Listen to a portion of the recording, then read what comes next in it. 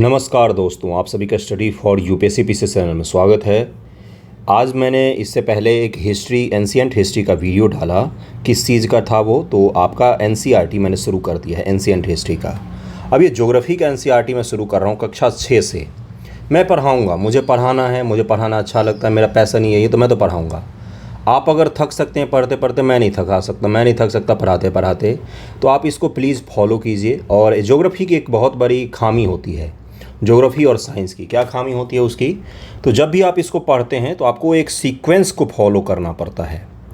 Okay, और ये इतना ज़रूरी होता है कि बिना इसको फॉलो किए हुए आप आगे नहीं बढ़ सकते हैं। हिस्ट्री में एक बार को आप मौर्य नहीं पढ़ें, लेकिन गुप्त में अच्छे से समझाऊँ आपको तो आप समझ जाएंगे। लेकिन ज्योग्राफी में अगर बेसिक से आपने नहीं पढ़ा और आगे का सिर पढ़ेंगे तो आप फिर नहीं कर सकते हैं उसको। इसलिए इसको शुरू से अंत तक देखने की कोशिश कीजिएगा। आप पढ़िए मन लगाकर, मैं आपको कंटेंट भरपूर मात्रा में दूंगा। रोज़ मुझे कम से कम 50 मैसेज आते हैं कि आपका पेड कोर्स कब शुरू हो रहा है। जब आपको फ्री में सब कुछ मैं प्रोवाइड करवाने के लिए तैयार हूँ, तो पेड कोर्स पर पैसा क्यों खर्च कर रहे हैं अभी आप? अभी अपना चैनल उतना बड़ा नहीं हुआ कि पेड कोर्स मैं शुरू करूँ। जिस दिन पेड कोर्स शुरू करूँगा उस दिन बाज़ाब्ते बोर्ड रहेगा, कैमरा रहेगा, उस हिसाब से पढ़ाऊँगा। पेड ग्रुप है अपना, उसको आप ज्वाइन कर सकते हैं। और उसको ज्वाइन करने में अगर आपको दिक्कत आती है, यूट्यूब पर ज्वाइन का बटन है, अगर वो वहाँ से ज्वाइन नहीं हो रहा है तो आप मुझे टेलीग्राम कीजिए, इंस्टाग्राम कीजिए, मैं उसका लिंक भी दे दूंगा टेलीग्राम का अपना कम्युनिटी पर, और वहाँ से आपको मैं ज्वाइन करवा दूंगा, उसकी चिंता मत कीजिएगा। ओके, चलिए शुरू करते हैं। आप पढ़ने पर ध्यान कंसंट्रेट कीजिए, मैं आपको कंटेंट दूंगा, पढ़िए बस सुबह से शाम तक में, कुछ भी और मत कीजिए, सिर्फ और सिर्फ पढ़िए। अगर 70 बीपीएससी आगे का एग्ज़ाम वाकई देना है तो। ओके, चलिए देखते हैं क्या है इस एनसीईआरटी में। ये देखिए, ये तो एनसीईआरटी आपने देखा ही होगा क्या सब होता है इसमें। और प्रियम्बल होता है, जो प्रियम्बल सबको याद होना चाहिए, क्योंकि प्रियम्बल से भी सवाल पूछे जाते हैं। कौन कौन से चैप्टर पढ़ेंगे? सौर मंडल पृथ्वी, बिल्कुल बच्चों वाली चीज़ आज पढ़ेंगे हम लोग। लेकिन यहाँ से इस बार भी सवाल पूछा गया। कौन सा सवाल पूछा गया? एक याद कीजिए, बीपीएससी में सवाल पूछा गया था पल्सर। पल्सर क्या होता है ये पूछा गया है सवाल, बीपीएससी में इसी बार पूछा गया है। 69 बीपीएससी में पूछा गया। ये कहाँ से था? ये छठी के एनसीईआरटी से था। अक्षांश देशांतर ये पूछा गया है, ये कहाँ से था? तो छठी के एनसीईआरटी से ही था। तो इसलिए ध्यानपूर्वक इसको पढ़िएगा। शुरू करते हैं एक चीज़ से, बिल्कुल पहले लाइन से शुरू करेंगे और बुक को समाप्त करेंगे, जल्द ही समाप्ति भी कर लेंगे। देखिए क्या लिखा हुआ है कि सूर्यास्त के बाद, क्या लिखा हुआ है? सूर्यास्त के बाद आकाश को देखना कितना अच्छा लगता है, बिल्कुल बच्चों जैसे, है ना।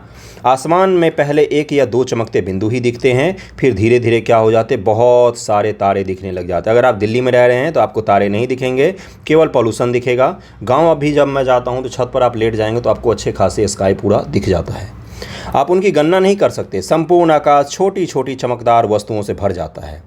देखिए एक चीज़ मैं ज्योग्राफी पढ़ाने से पहले बताता हूँ। आपने कभी ये चीज़ सोचा है, 5 मिनट बस लूँगा, कि ये सारे सब्जेक्ट क्यों पढ़ने पड़ते हैं सिविल सर्विसेज में? कौन कौन से? तो सबसे पहला ज्योग्राफी होता है, फिर आपका हिस्ट्री होता है, फिर आपका पॉलिटी होता है, इकोनॉमी होता है, फिर आप और भी सब्जेक्ट जोड़ सकते हैं, साइंस वगैरह जोड़ सकते हैं। देखिए ज्योग्राफी जो है ये किसी भी जगह का निर्माण कैसे हुआ ये बताता है वह हमें। ओके, हिस्ट्री हमें बताता है कि उस जगह का जब निर्माण हो गया तो वहाँ पर मानव आबादी कैसे बसने लग गई और मानव कैसे वहाँ पर विकास करने लग गई।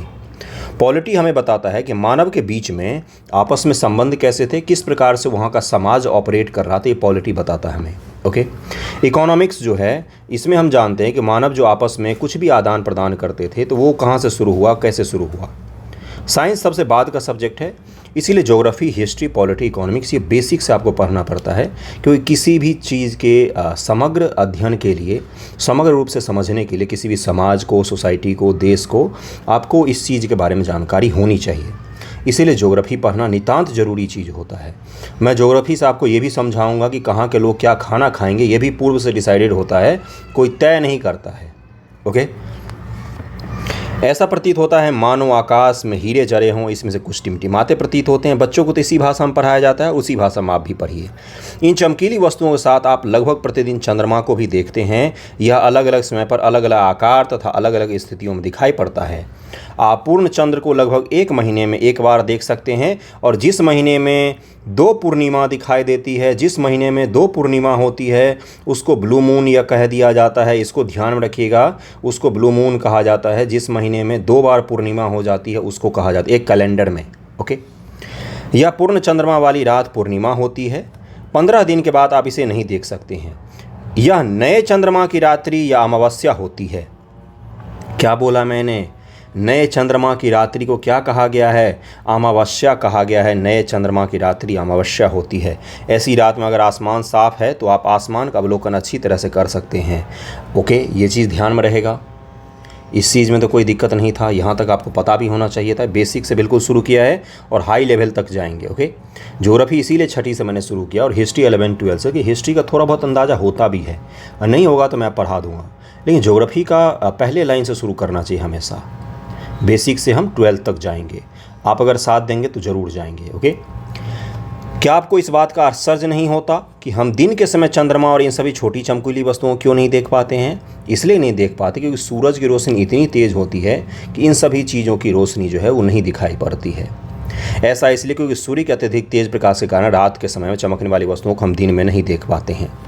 सूर्य, चंद्रमा तथा वे सभी वस्तुएं जो रात के समय आसमान में चमकती हैं खगोलीय पिंड कहलाती हैं। सूर्य, चंद्रमा या जो भी कुछ आपको रात में चमकते हुए आसमान में दिख रहा है जुगनुओं को छोड़कर, तो वो सारे के सारे क्या कहलाते हैं? खगोलीय पिंड कहलाते हैं। ओके, इसमें से बहुत सारे ऐसे पिंड होते हैं जिनके पास अपना लाइट का सोर्स नहीं होता है। जैसे चंद्रमा के पास अपना लाइट का सोर्स नहीं है। दरअसल में चंद्रमा जिस ऊंचाई पर है उस पर सूर्य की रोशनी पड़ती रहती है और वो चमकता रहता है। ओके, ये चीज़ ध्यान में रखिएगा। उसके पास अपना कोई लाइट नहीं है। इनके पास अपनी ऊष्मा तथा प्रकाश होता है जिसे वे बहुत बड़ी मात्रा में उत्सर्जित करते हैं। इन खगोलीय पिंडों को तारा कहते हैं। सूर्य भी एक तारा है। कुछ खगोलीय पिंड बड़े आकार वाले तथा गर्म होते हैं, जिनके बारे में क्या कहा गया? इनके पास अपना ऊर्जा का स्रोत होता है। आपसे एक चीज़ मैं पूछता हूँ, सौर मंडल का कौन सा ऐसा ग्रह है जिसके पास अपना एक ऊर्जा का स्रोत भी है? तो वो ग्रह है बृहस्पति। क्या मैंने बोला कि बृहस्पति ऐसा ग्रह है सौर मंडल का जिसके पास अपना ऊर्जा का एक स्रोत है। जैसे पृथ्वी के ऊर्जा का स्रोत क्या है? तो सन है। ये चीज़ तो पता होगा। बाकी सभी ग्रहों के ऊर्जा का स्रोत क्या है? तो सन है। पृथ्वी पर जितने जीव जंतु उन सभी के ऊर्जा का अल्टीमेट स्रोत क्या है? तो सन ही है। ओके, लेकिन बृहस्पति एकमात्र ऐसा सूर्य ग्रह, सौर मंडल ग्रह है जिसके पास अपना एक ऊर्जा का स्रोत होता है। ओके, इन खगोलीय पिंडों को तारा कहा जाता है जिनके पास अपने स्रोत होते हैं, लेकिन कुछ ग्रह भी होते हैं जिन पर कुछ ऐसे वातावरण बन जाता है जिसके कारण उनके पास छोटी मोटी ऊर्जा का स्रोत हो जाता है। अब ये ध्रुव तारा है, देखा होगा आपने, नहीं देखा होगा तो आज देखना अगर दिख जाए तो। देखिए उत्तर की दिशा में अगर आप देखेंगे तो ये एक देखिए सप्तऋषि होते हैं। इसमें 7 तारे होते हैं, सप्तऋषि बना होता है। और सप्तऋषि के इन 2 तारों को अगर सीधा करके देखेंगे तो आपको ध्रुव तारा दिखाई देता है। आपको लग रहा है कि मास्टर क्या कर रहा है, ये सठिया गया है कि क्या बता रहा है? ये सवाल है, ये सवाल है जो मैं अभी बताया आपको ध्रुव तारे के बारे में, ध्रुव तारा का लोकेशन। ये पीसीएस और यूपीएससी का सवाल है। एक जगह पूछा गया, अभी कहाँ पर एग्जैक्ट पूछा वो मैं नहीं बता पा रहा हूँ, लेकिन ये पूछा गया है कि ध्रुव तारा का लोकेशन एग्जैक्ट क्या होता है। यही सवाल पूछा गया है, इसलिए मैं कह रहा हूँ इसको ध्यानपूर्वक देखिएगा। रात के समय चमकते हुए अनगिनत तारे सूर्य के समान ही होते हैं, लेकिन हमसे बहुत दूर होने के कारण हम लोग उनकी ऊष्मा या प्रकाश को महसूस नहीं करते हैं। आज मैं आपको एक चीज़ और समझाता हूँ। क्या समझाता हूँ? एक चीज़ और, प्रकाश वर्ष मैं आपको समझाता हूँ। प्रकाश वर्ष दरअसल में होता क्या है? ठीक है, मुझे भी पता है कि आपको पता है कि दूरी का इकाई होता है। ठीक है, इसके आगे का क्या है? दूरी का इकाई है। ठीक है, इसके आगे का क्या है? अब उसके आगे का बात सुनिए। जैसे मान लीजिए दूरी का इकाई क्या मतलब क्या है? प्रकाश वर्ष का मतलब है कि आज यहाँ से जो प्रकाश चलना शुरू की है वो 1 वर्ष में जितनी दूरी को ट्रैवल किया है वही जगह क्या कहलाएगा? 1 प्रकाश वर्ष की दूरी कहलाएगा। ठीक है, अब ज़रा सोचिए कि आप किसी चीज़ को क्यों देख पा रहे हैं। एक दिन और मैंने बताया था, इसलिए मैं बता रहा हूँ फिर से। आप किसी चीज़ को इसलिए देख पा रहे हैं क्योंकि उससे प्रकाश परावर्तित होकर आपकी आंखों तक आ रहा है, इसीलिए देख पा रहे हैं। अंधेरे में कोई चीज़ क्यों नहीं दिखता है? क्योंकि उससे परावर्तित होकर प्रकाश आपकी आंखों तक नहीं आ रहा है। यानी कि जब तक रिफ्लेक्शन होकर प्रकाश आपकी आंखों तक नहीं आएगा तब तक आप उस चीज़ को नहीं देख सकते हैं। ये चीज़ क्लियर हो गया होगा। यानी कि हमसे 100 प्रकाश वर्ष दूर जो आदमी बैठा है, 100 लाइट ईयर दूर जो आदमी बैठा है, वो कब का लाइट देख रहा है? तो पृथ्वी से 100 साल पहले चली हुई लाइट को देख रहा है। यानी कि उसको अगर आज दिखाई देगा तो क्या दिखाई देगा उसको पृथ्वी पर? उसको पृथ्वी पर दिखाई देगा 1922 का ईस्वी है, चौरा चौरी कांड हो गया है, और 1923 का ईस्वी है, गांधी जी जेल में है। ये चीज़ उसको दिखाई देगा। यही होता प्रकाश वर्ष का मुख्य कॉन्सेप्ट, कि लाइट ईयर का मतलब होता है कि 1 लाइट ईयर अगर हमसे दूर है कोई, तो 1 साल पहले जो लाइट चली थी वो आज उसके पास पहुंच रही है। 100 लाइट ईयर कोई दूर है हमसे, तो 100 साल पहले जो पृथ्वी से लाइट चली थी वो आज दिख रहा है उसको। मान लीजिए कोई हमसे 3000 लाइट ईयर दूर है, जिसको खगोलीय दूरी में नज़दीक का माना जाता है, तो उसको दिखेगा कि हड़प्पावासी रह रहे हैं अभी भारत में। समझ रहे हैं आप जो मैं कह रहा हूँ? इसी को लाइट ईयर कहा जाता है। देखिए यहाँ पर क्या लिखा हुआ है कि आपने अवश्य ध्यान दिया होगा कि कुछ दूरी देखने पर सभी वस्तुएं छोटी दिखाई देती हैं। अत्यधिक ऊंचाई पर उड़ रहा हवाई जहाज कितना छोटा दिखाई देता है। रात्रि में आसमान की ओर देखते समय आप तारों के विभिन्न समूहों द्वारा बनाई गई विविध आकृतियों को देख सकते हैं। ये नक्षत्र मंडल कहलाते हैं। तारा जो आकृतियाँ बनाती हैं, मान लीजिए बहुत सारे तारे ऐसे गोल गोल घूमे हुए हैं, तो ये क्या कहलाएगा? नक्षत्र मंडल। जैसे ये हैं सप्तऋषि क्वेश्चन के आकार में होते हैं इस प्रकार से, तो ये क्या कहलाता है? नक्षत्र मंडल कहलाता है। ओके। आरसा मेजर या बिग बियर इसी प्रकार का एक नक्षत्र मंडल है। आप सोचिए, इमेजिन कीजिए कि 70 बीपीएससी में यही पूछ ले कि आरसा मेजर और बिग बियर, या यूपीएससी में पूछ ले ये किससे संबंधित है निम्न में से? ये क्या है? तो ये नक्षत्र मंडल कहलाते हैं। बहुत आसानी से पहचान में आने वाले नक्षत्र मंडल हैं स्मॉल बियर या सप्तऋषि, जिनको हमारे यहाँ क्या कहा जाता है? स्मॉल बियर को सप्तऋषि कहा जाता है। ओके। यह 7 तारों का समूह है जो कि एक बड़े नक्षत्र मंडल आरसा मेजर का भाग है। एक बहुत बड़ा नक्षत्र मंडल है जिसका सप्तऋषि एक छोटा सा भाग है। अपनी परिवार या पड़ोस में किसी बड़े व्यक्ति से कहिए आपको आसमान में चलिए, कोई बड़ा व्यक्ति क्या दिखाएगा? मैं ही आपको दिखा दूंगा कभी। प्राचीन समय में लोग रात्रि में दिशा का निर्धारण तारों की सहायता से करते थे, क्योंकि उनके पास कंपास नहीं होता था। तो क्या करते थे? तारे को देखकर चलते थे। जैसे एक बार सवाल पूछा गया, क्या सवाल पूछा गया? ये सवाल पूछा गया कि आप बताइए रात्रि में उसको पूरब की तरफ जाना है तो वो अपने किस तरफ ध्रुव तारे को रखेगा? तो देखिए ये है, अगर ध्रुव तारा ये है और आपको कहाँ जाना है? पूरब में जाना है, तो आप किस ओर अपनी ध्रुव तारे को रखेंगे? तो ये क्या था? तो प्राचीन लोग इसी विधि के द्वारा क्या करते थे? तो दिशा का निर्धारण करते थे रात्रि के समय। दिन के समय तो आप सूर्य को देखकर दिशा का निर्धारण कर सकते हैं, लेकिन रात्रि के समय किस प्रकार से करेंगे? तो इसलिए ध्रुव तारे का उपयोग किया जाता था। ओके। देखिए आगे क्या लिखा हुआ है। कुछ खगोलीय पिंडों में अपना प्रकाश और ऊष्मा नहीं होती है, वे तारों के प्रकाश से प्रकाशित होते हैं एवं पिंड ग्रह कहलाते हैं। उनको क्या कहा जाता है? तो ग्रह कहा जाता है। ओके।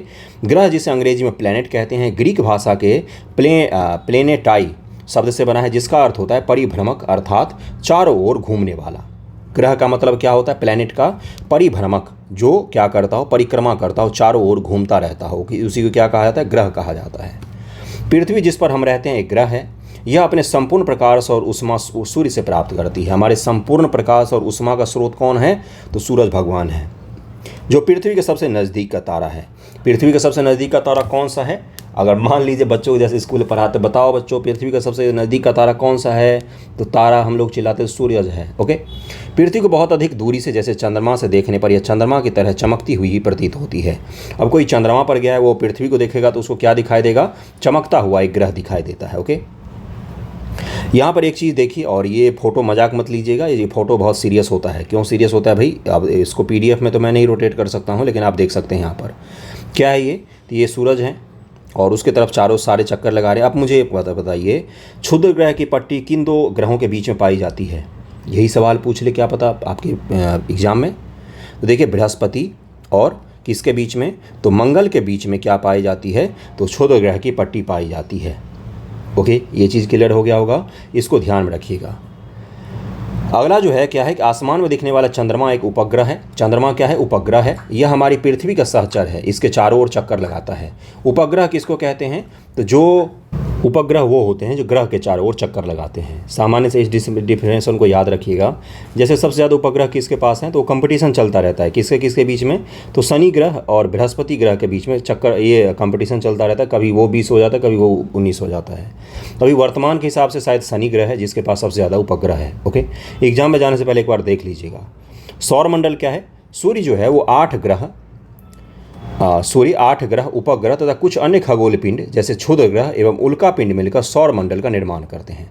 उसे हम सौर परिवार का नाम देते हैं, जिसका मुखिया कौन है? सूर्य है। क्यों मुखिया होता है वो? क्योंकि सबके ऊर्जा का स्रोत लगभग में सूर्य ही होता है। ओके, सूर्य सौर मंडल के केंद्र में स्थित है। यह बहुत बड़ा है एवं अत्यधिक गर्म गैस से बना हुआ है। कौन? तो सूर्य की बात हो रही है। इसका खिंचाव बल इससे सौर मंडल को बांधे रखता है। खिंचाव बल का मतलब क्या होता है? ग्रेविटी की बात कर रहा है ये। ग्रेविटेशनल वेव का एक कॉन्सेप्ट होता है। इमेजिन कीजिए, ज़रा मैं आपको समझाने की एक भरपूर कोशिश करता हूँ। इमेजिन कीजिए रबर का एक पूरा का पूरा बड़ा सा चादर रखा हुआ है। इसमें जैसे ही आप सबसे भारी चीज़ को बीच में रखेंगे तो क्या होगा? ये चादर जो है वो फोल्ड होकर ऐसे हो जाएगा। ओके, ये पूरा नीचे आ जाएगा, ये बड़ी चीज़। और इसमें जब उससे हल्की चीज़ को रखेंगे तो क्या होगा? ये चादर पर उसके चारों ओर चक्कर काटने लग जाएगा। यही क्या कहलाता है, ग्रेविटेशनल वेव के फॉर्मेट का जो ग्रेविटेशनल वेव का जो सिद्धांत दिया गया वो क्या कहलाता है, वो यही है। अगर इमेजिन आप कर पाए होंगे तो आप समझ जाएंगे। एक बड़ा सा चादर लीजिए, उस पर सबसे भारी चीज़ को रख दीजिए तो उसके सेंटर में जाकर बीच में खूब नीचे दब जाएगा। उस पर फिर आप क्या कीजिए, कंचे जो गोलियां होती थी उसको छोड़ दीजिए, वो तो क्या करने लग जाएगा, गोलियां सारा चक्कर काटते काटते काटते काटते धीरे धीरे धीरे धीरे जाकर सारे के सारे इस गोले चक्कर के पास समाहित हो जाएंगे। इसी तरह का सिद्धांत है किसका, तो ग्रेविटेशनल वेव का सिद्धांत है। ये काफ़ी कॉम्प्लेक्स होता है समझना, लेकिन मैंने कोशिश की है आपको समझाने की। ओके, सूर्य सौरमंडल के प्रकाश और उष्मा का एकमात्र स्रोत है, लेकिन हम इसके अत्यधिक तेज उष्मा को महसूस नहीं करते हैं क्योंकि सबसे नज़दीक का तारा होने के बावजूद यह हमसे बहुत दूर है। पृथ्वी से 15 करोड़ किलोमीटर की दूरी पर है। कितना, तो 15 करोड़ किलोमीटर है, 15 करोड़ किलोमीटर। ओके, ग्रह क्या होते हैं, तो हमारे सौरमंडल में 8 ग्रह हैं। सूर्य से दूरी के अनुसार वे कौन कौन से हैं, सूर्य के दूरी के अनुसार, सूर्य से उनके डिस्टेंस के अनुसार। ध्यान में रखिएगा इस क्रम को, बेसिक सवाल यहीं से पूछे जाते हैं और बेसिक में ही आप गलत कराते हैं तो फिर आपका नेगेटिव लगता है। कठिन सवाल तो सभी के गलत होते हैं, इसलिए कह रहा हूँ, ध्यान से सुनिएगा। सबसे नज़दीक का है बुध, उसके बाद से शुक्र, फिर पृथ्वी, पृथ्वी का नंबर तीसरा आता है सूर्य से, फिर मंगल, फिर बृहस्पति, फिर शनि, फिर यूरेनस, फिर नेपच्यून। सूर्य से उनके दूरी के अनुसार अंग्रेजी में ग्रहों का नाम याद रखने का आसान तरीका है, my very efficient mother just served us nuts. तो ये आप ध्यान रखिएगा, ये क्या है, तो एक तरीका दिया हुआ है शॉर्ट फॉर्म बना के, एनसीईआरटी ने ही तरीका दे दिया है आपको याद रखने का। सौरमंडल के सभी 8 ग्रह एक निश्चित पथ पर सूर्य का चक्कर लगाते हैं।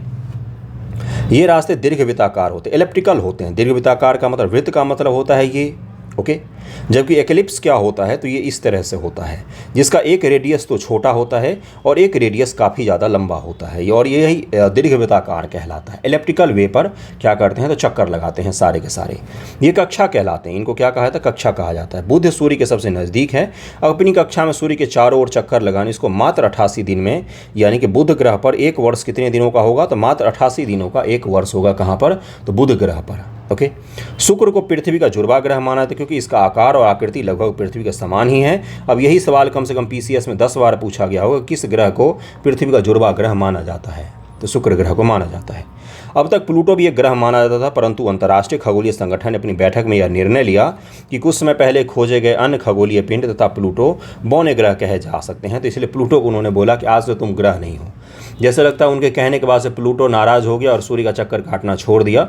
वो तो जैसे चल रहा तो वैसे ही चल रहा है, आपके कहने और उसको ग्रह कहने, ग्रह नहीं करने से उसको कोई फर्क नहीं पड़ता।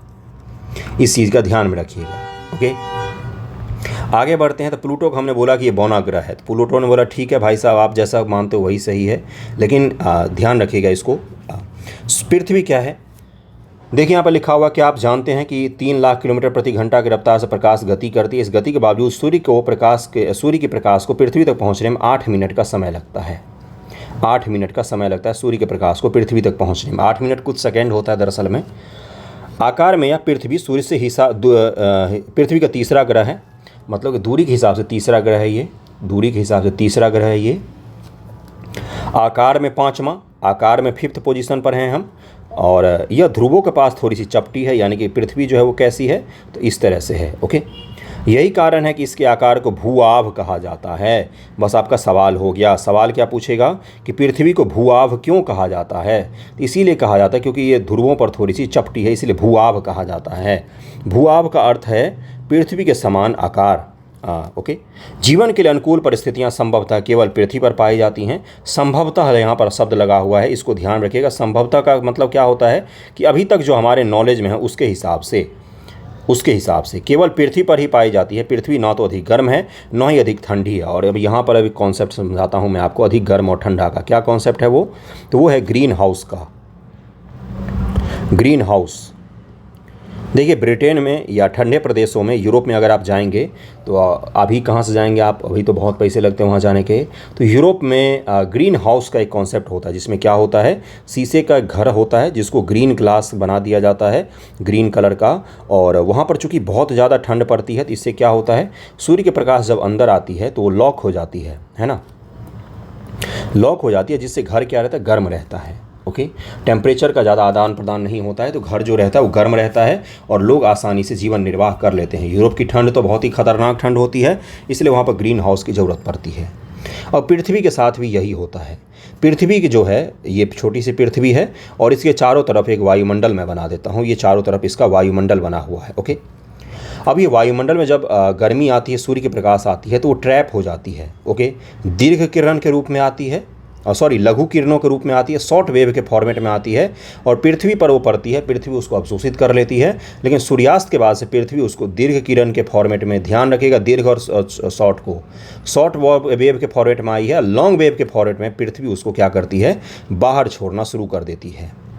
लेकिन पृथ्वी के चारों ओर वायुमंडल है, तो सारी के सारे जो पृथ्वी बाहर छोड़ रही है तो 100% नहीं छोड़ती है। कुछ जो होते हैं टेम्परेचर वो क्या हो जाते हैं, इस वातावरण में फंस कर रह जाते हैं, जिससे क्या होता है पृथ्वी पर दिन और रात के तापमान में बहुत ज़्यादा अंतर नहीं होता है। इसी के कारण से पृथ्वी पर जीवन संभव हो पाया, इसी ग्रीन हाउस के कारण पृथ्वी पर जीवन संभव हो पाया। ओके, जैसे मंगल ग्रह पर अगर आप जाएंगे चंद्रमा पर, तो चंद्रमा पर दिन का तापमान हद से ज़्यादा होता है और रात का तापमान बहुत ज़्यादा कम होता है। ओके, लेकिन फिर हुआ क्या, ग्लोबल वार्मिंग कैसे हो गया? तो ग्रीन हाउस जो ये दीर्घ किरण निकल रहे हैं, इनको जो गैसें रोकती थी वो पहले संतुलित मात्रा में रोकती थी, क्योंकि उन गैसों की जो घनत्व था, डेंसिटी था, वो कम था। अब धीरे धीरे क्या हुआ कि CO2, NO2, उसके बाद से मीथेन या अलग अलग गैसों का मात्रा बढ़ने लग गया हमारे मानवीय हस्तक्षेप से। तो उसके बाद से क्या हुआ, पृथ्वी जो थोड़ा बहुत भी अपने से एनर्जी बाहर निकाल पाती थी, उष्मा को बाहर निकाल पाती थी, वो पृथ्वी का उष्मा निकलना धीरे धीरे कम हो गया और वो सारे के सारे हमारे वातावरण को गर्म करने लग गए ये गैसें। इससे क्या हुआ, इससे बहुत ज़्यादा टेम्परेचर बढ़ने लग गया धीरे धीरे पृथ्वी का। तो पृथ्वी का टेम्परेचर बढ़ने से क्या होता है, पृथ्वी का टेम्परेचर बढ़ने से होता है बर्फ़ का पिघलना। बर्फ़ के पिघलने से क्या होगा, तो जलवायु परिवर्तन जैसी घटनाएं आपको देखने को मिल सकती हैं बड़े स्तर पर। तो ये सब कुछ समझ में आ गया होगा आपको। आगे बढ़ते हैं। यहाँ पानी और वायु उपस्थित हैं जो हमारे जीवन के लिए आवश्यक है। वायु में जीवन के लिए आवश्यक गैसें जैसे ऑक्सीजन मौजूद हैं। इन्हीं कारणों से पृथ्वी सौरमंडल का सबसे अद्भुत ग्रह है। अंतरिक्ष से देखने में पृथ्वी नीले रंग की दिखाई पड़ती है क्योंकि इनके 2/3 सतह पानी से ढकी हुई है, इसलिए इसको नीला ग्रह भी कहा जाता है। और ये सवाल पूछा गया है प्रीसियस में कि पृथ्वी को नीला ग्रह क्यों कहा जाता है। ऑप्शन दे देगा, वायुमंडल के कारण, समुद्र के कारण और पेड़ पौधों के कारण। किस लिए नीला कहा जाता है, तो समुद्रों के कारण, पानी के कारण कहा जाता है। अगला है चंद्रमा। चंद्रमा हमारे पृथ्वी के केवल एक उपग्रह है चंद्रमा। इसका व्यास पृथ्वी का व्यास का केवल 1/4 है। ओके, यह इतना बड़ा इसलिए प्रतीत होता है क्योंकि यह हमारे अन्य ग्रह से, अन्य खगोलीय पिंडों की अपेक्षा काफ़ी नज़दीक है, मात्र कुछ ही किलोमीटर। यह हमसे लगभग 3,84,400 किलोमीटर दूर है। जब आप पृथ्वी से सूर्य एवं चंद्रमा की दूरियों को तुलना कर सकते हैं, अब आप समझ सकते हैं कि पृथ्वी से सूर्य कितना ज़्यादा दूर है और पृथ्वी से चंद्रमा कितना ज़्यादा दूर है। ओके, देखिए यहाँ पर रोचक तथ्य एक बहुत ही इंटरेस्टिंग रहता है, इसको कभी भी मत छोड़िएगा। NCERT में यहाँ से काफ़ी सवाल पूछे जाते हैं। नील आर्मस्ट्रॉन्ग पहले व्यक्ति थे जिन्होंने जुलाई 1969 को सबसे पहले चंद्रमा की सतह पर कदम रखा। मालूम करो कि क्या कोई भारतीय चंद्रमा पर गया है, बताइए मुझे। उपग्रह का क्या है, एक खगोलीय पिंड है जो ग्रहों के चारों ओर उसी प्रकार चक्कर लगाता रहता है जिस प्रकार सूर्य के चारों ओर चक्कर लगाता है। मानव निर्मित उपग्रह क्या करते हैं, तो ये पृथ्वी के चक्कर लगाते हैं, मानव निर्मित सैटेलाइट जो होते हैं। ओके, चंद्रमा पृथ्वी का एक चक्कर लगभग 27 दिन में पूरा करता है। लगभग इतने ही समय में ये अपने कक्ष में एक चक्कर भी पूरा करता है। इसके परिणाम से पृथ्वी समेत चंद्रमा का केवल एक ही भाग दिखाई पड़ता है। जितने दिन में वो पृथ्वी का चक्कर पूरा करता है उतने ही दिन में वो अपने कक्ष पर भी एक चक्कर पूरा करता है, इसीलिए हमें पृथ्वी से उसका एक ही सतह दिखाई देता है हमेशा। ओके, चंद्रमा की परिस्थितियाँ जीवन के लिए अनुकूल नहीं हैं। यहाँ ना पानी है ना वायु है। लेकिन पानी की खोज यहाँ पर किस फॉर्मेट में की गई थी, तो ठोस के फॉर्मेट में है, मतलब कि ठोस के रूप में है। और ये किसने खोजा था, तो चंद्रयान जो 2 गया था हमारा, चंद्रयान 1 जो गया था उसी ने प्रूव किया था, उसी ने सबसे पहले ये पता लगाया था कि जो चंद्रमा है उसके सतह पर पानी मौजूद है, लेकिन वो सतह से कुछ नीचे है, बर्फ़ की मात्रा में मौजूद है वो। ओके, इसकी सतह पर पर्वत, मैदान, गड्ढे हैं जो चंद्रमा की सतह पर छाया बनाते हैं। पूर्णिमा के दिन चंद्रमा पर इनकी छाया को देखा जा सकता है। इसकी सतह पर पर्वत हैं, मैदान है, गड्ढे हैं, सब कुछ है। ओके, क्षुद्र ग्रह का क्या है, तारों, ग्रहों, उपग्रहों के अतिरिक्त असंख्य छोटे पिंड भी सूर्य के चारों ओर चक्कर लगाते हैं। इन पिंडों को क्षुद्र ग्रह कहा जाता है। ये मंगल और बृहस्पति कक्षाओं के बीच में पाए जाते हैं। मंगल और बृहस्पति की कक्षा के बीच में क्षुद्र ग्रह का एक पूरा का पूरा बेल्ट बना हुआ है, इसको ध्यान में रखिएगा। वैज्ञानिक अनुसार क्षुद्र ग्रह ग्रह के ही भाग होते हैं जो कि बहुत वर्ष पहले विस्फोट के बाद ग्रहों से टूटकर अलग हो गए रहते हैं। उल्कापिंड क्या होता है? सूर्य के चारों ओर चक्कर लगाने वाले पत्थरों के छोटे छोटे टुकड़ों को उल्कापिंड कहते हैं। कभी कभी ये उल्कापिंड पृथ्वी के इतने नज़दीक आ जाते हैं कि इनकी प्रवृत्ति पृथ्वी पर गिरने की हो जाती है। इस प्रक्रिया के दौरान वायु के साथ घर्षण होता है और जल जाते हैं। देखिए, दरअसल में पृथ्वी के चारों तरफ जो वायुमंडल है वो केवल हमें ही नहीं जीवन प्रदान करते, बल्कि पृथ्वी पर जो चीज़ें बाहर से आती हैं तो उनका एयर के साथ इतना तेज घर्षण होता है, फ्रिक्शन इतना ज़्यादा बना देती हैं वो कि वो जो वस्तु है वो पृथ्वी पर आने से पहले ही जल जाती है, आधे से ज़्यादा चीज़ें। और कोई बड़ा सा चीज़ आ रहा है तो वो भी जलते जलते छोटा सा बचता है। तो ये उल्कापिंड से भी हमारी रक्षा कौन करता है? तो वायुमंडल हमारी उल्कापिंड से भी रक्षा करता है। फलस्वरूप चमकदार प्रकाश उत्पन्न होता है, घर्षण के कारण आग लग जाते हैं। कभी कभी कोई उल्कापिंड पूरी तरह जले बिना पृथ्वी पर गिरती है, जिससे धरातल पर गड्ढे बन जाते हैं। क्या आपने तारों वाले खुले आकाश में एक ओर से दूसरी ओर तक फैली चौड़ी सफ़ेद पट्टी को देखा है? ये चौड़ी सफ़ेद सी पट्टी पहले दिखती थी, इसी को आकाश गंगा कहा जाता है। इसी आकाश गंगा का भाग है क्या? तो सौरमंडल है, और उसी सौरमंडल का भाग है पृथ्वी। उसी पृथ्वी पर एक देश है भारत, उसी भारत के देश में एक बिहार राज्य है, उसके एक छोटे से शहर में और अपने रूम में बैठकर आप ये वीडियो देख रहे हैं। तो अपनी हैसियत का अंदाज़ा लगा लीजिए कि क्या है। ओके, यह पट्टी आकाशगंगा मिल्की वे है। हमारा सौरमंडल इस आकाशगंगा का एक भाग है।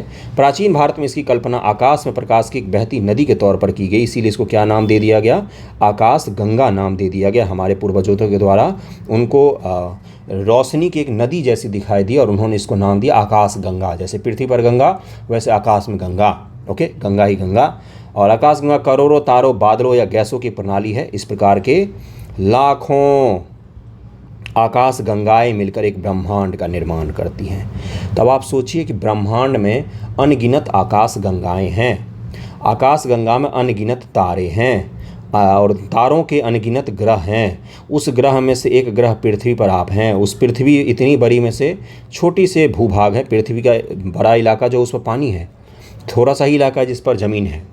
तो उस ज़मीन के एक छोटे से देश भारत के एक छोटे से राज्य बिहार के एक छोटे से शहर, किसी शहर में आप मान सकते हैं, उसके छोटे से कमरे में आप बैठे हुए हैं और मनुष्य की ही ये कल्पना है कि ब्रह्मांड तक हम जाने की बात करते हैं। ऐसा कोई जीव और एग्जिस्ट नहीं करता है। ब्रह्मांड की विशालता की कल्पना करना अत्यधिक कठिन है। वैज्ञानिक अभी भी इसके बारे में अधिक से अधिक जानकारी एकत्र करने में जुटे हैं। जिस दिन जुट जाएंगे, जिस दिन जानकारी आ जाएगी, आपको मिल जाएगा। इसके आकार के संबंध में हमें कोई जानकारी नहीं है, लेकिन फिर भी हम जानते हैं कि हम सभी इसी ब्रह्मांड के हिस्सा हैं। कई सारे कॉन्सेप्ट ये बोलते हैं कि क्या ब्रह्मांड एक ही है या एक से ज़्यादा ब्रह्मांड है। ओके, क्या ब्रह्मांड के साथ अपना संबंध बता सकते हैं? तो ये देख लीजिए, ब्रह्मांड के साथ आप अपना संबंध। पृथ्वी पर एक छोटे से रूम में आप रह रहे हैं, देखिए चोटी बांध के है ये, और फिर पृथ्वी है, फिर सौरमंडल, फिर आकाशगंगा, फिर ब्रह्मांड है। ओके, अब ये प्रश्न है, निम्नलिखित प्रश्नों को उत्तर संक्षेप में दीजिए। ग्रह और तारों में क्या अंतर होता है? लिखिएगा इसको बैठकर, बेसिक से जिनको आंसर राइटिंग शुरू करना हो। सौरमंडल से आप क्या समझते हैं? ये देखिए कितना शानदार सवाल दिया हुआ है। किस ग्रह को पृथ्वी का जुड़वा ग्रह के नाम से जाना जाता है? पीसीएस का सवाल है, बीपीएससी में पूछा है, बीपीएससी में भी पूछा है, ये बीपीएससी में भी पूछा है, बीपीएससी में भी पूछा है। ओके, ये सारे सवाल हैं, इनको बैठ कर ज़रा तैयार कीजिए। बच्चों को जैसे बच्चे से तैयार करते आप भी तैयार कीजिए। क्या हो गया? तो ग्लोब, अक्षांश और देशांतर। अब इसको अगले लेक्चर में हम लोग करेंगे, क्योंकि ये डिटेल में समझाने की चीज़ है और इसको समझेंगे। कैसा लग रहा है बताइएगा ज़रूर। और 2 तो अभी मैंने शुरू किया है और हो सकता है कि इकोनॉमिक्स भी शुरू करें, लेकिन इकोनॉमिक्स मैं नहीं पढ़ाऊँगा, वो मैम पढ़ाएंगी आपको। और बाकी ज्योग्राफी और हिस्ट्री मैं आपको पढ़ाऊँगा। आप पढ़िए बस, आप पढ़िए बस, मैं आपको कंटेंट ज़रूर दूंगा। और अभी तो आपसे बिना कोई पैसा लिए ही दूंगा। और अगर आप चैनल ज्वाइन करना चाहते हैं आंसर राइटिंग वगैरह के लिए, तो आप हमारा ग्रुप ज्वाइन कर सकते हैं। 199 पर मंथ में ही है। वो छोटा सा धनराशि हमारे चैनल को बढ़ाने में बहुत मदद करेगा। Okay, thank you so much आप सभी का।